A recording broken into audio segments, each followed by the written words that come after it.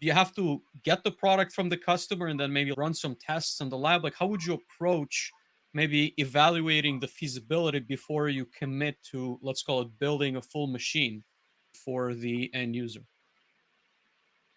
The two things that I'll typically look for are, first and foremost, is it even physically possible for a robot and a vision system to do? Can the vision system even see it and resolve it? And can the robot reach it and pick it up? If you can't get past that part of the conversation, it's dead in the water. That being said, that's usually not the limitation, because with enough time and money, you can pretty much automate anything, in my opinion. But you're going to run into a limitation on either time or money before you get there. So is the customer's budget reflective of the hardware, and not just the hardware, but the labor that's going to go behind this project?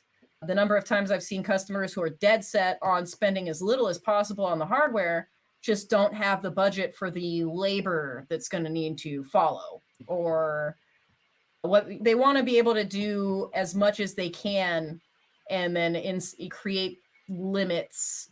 I don't want to say artificial limits, but limit the application in such a way that it would cost too much money to really be feasible. Generally speaking, vision, the first thing I'm going to check is how big a space are you trying to see, and how small a thing are you trying to resolve. If you want to see like this super tiny pin in a 2 foot by 2 foot rectangle, you're going to need a resolution that doesn't exist, or you're going to need to put 17 cameras on that to be able to actually, see your part.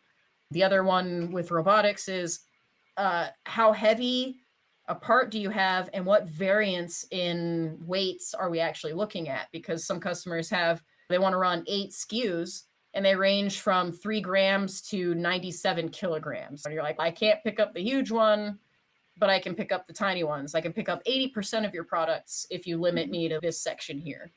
And the reach of the cell. Most of the time, if you can't get the reach out of the cell, you could put in like external axes or offset your payload a little bit, but it just comes down to physical limitations and money. Can I fit the 7th axis in there? And do you want to spend money on a 7th axis?